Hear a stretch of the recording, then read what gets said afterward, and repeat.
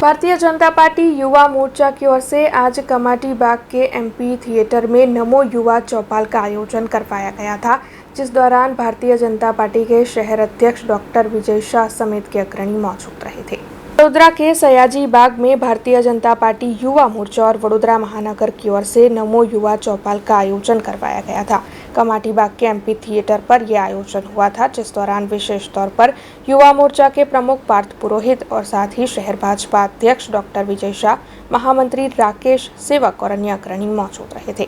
आपको बता दें कि इस नमो युवा चौपाल के तहत विकास के विभिन्न कार्यों से जुड़ी हुई चर्चाएं की गई थी।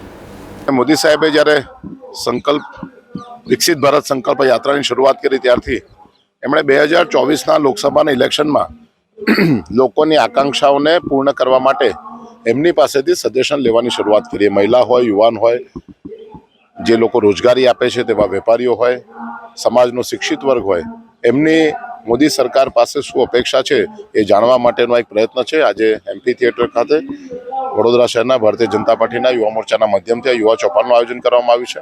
મોટી સંખ્યામાં યુવાનો આજે ઉપસ્થિત છે। એ લોકો પોતાની વાત રજૂ કરશે અને સાથે સાથે એમની જે વાત છે તે વાત વડોદરા શહેરના ભારતીય જનતા પાર્ટીના માધ્યમથી ગુજરાત પ્રદેશ સુધી પહોંચે અને ગુજરાત પ્રદેશના માધ્યમથી એ રાષ્ટ્રીય સ્તરે આ સમગ્ર વાત પહોંચે કે જેને કારણે આવનારા સમયમાં જ્યારે લોકસભાનો મેનિફેસ્ટો બનાવવાનો આવે તે વખતે એમાંથી જે વાતો સમગ્ર દેશ માટે અસરકારક હોય દરેકે દરેક બાબતની આપણે એમાં લાભ લઈ શકીએ। આજે આ કાર્યક્રમનું આયોજન ભારતીય જનતા પાર્ટીના યુવા મોરચાના માધ્યમથી એટલે કે પાર્થભાઈ અને એમની સમગ્ર ટીમના દ્વારા કરવામાં આવી રહ્યું છે અને કાર્યક્રમમાં અમારા મહામંત્રી શ્રી રાકેશભાઈ, અમારા સત્યનભાઈ, નગર પ્રાથમિક શિક્ષણ સમિતિના ચેરમેન મિનેશભાઈ અને સૌ કાર્યકર્તાઓ ઉપસ્થિત છે। તો આજના આ ચૌપાલના માધ્યમથી યુવાનો સાથે 1-to-1 સંવાદના કાર્યક્રમનું આયોજન અને આ જ રીતે અન્ય કાર્યક્રમોના માધ્યમથી अन्य વર્ગની સાથે પણ જોડવાનો અમે પ્રયત્ન કરી રહ્યા છીએ। સતત 25 ફેબ્રુઆરીથી લઈને 5 માર્ચ સુધીના રાષ્ટ્રીય યુવા મોરચા તરફથી કાર્યક્રમ આપવામાં આવ્યો હતો। અમારા પ્રદેશના યુવા મોરચાના અધ્યક્ષ પ્રશાંતભાઈ કોરાટ અને વડોદરા શહેરના અધ્યક્ષ ડૉક્ટર વિજયભાઈ શાહ સાહેબના માર્ગદર્શનમાં દરેક શક્તિ કેન્દ્ર દીઠ યુવા ચૌપાલનું આયોજન કર્યું હતું।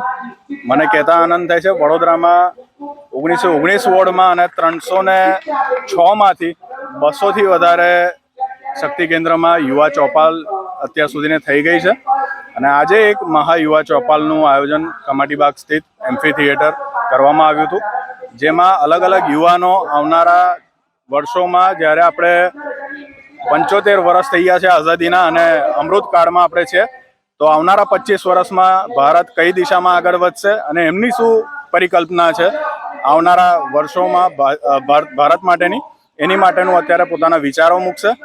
અને જે રીતના બે ટોપિક પર અત્યારે ડિસ્કસ કરી રહ્યા છે એમાં 2014 પહેલાંનું ભારત અને 2014 પછીનું ભારત અને બીજું 400 पे चर्चा એટલે અબકી બાર 400 પારનો જે નારો ભારતીય જનતા પાર્ટીનો જ નહીં પણ જનજનનો એ નારો બન્યો છે, ત્યારે 400 सीट पर पहुंच्या પછી ભારતમાં કેવા વિકાસના કામો થશે। अब खबरों से लगातार अपडेट रहना हुआ आसान। BRG न्यूज आपके मोबाइल स्क्रीन पर। आज ही BRG न्यूज की mobile app Google play store और ऐप स्टोर से डाउनलोड करें और खबरों से लगातार जुड़े रहें।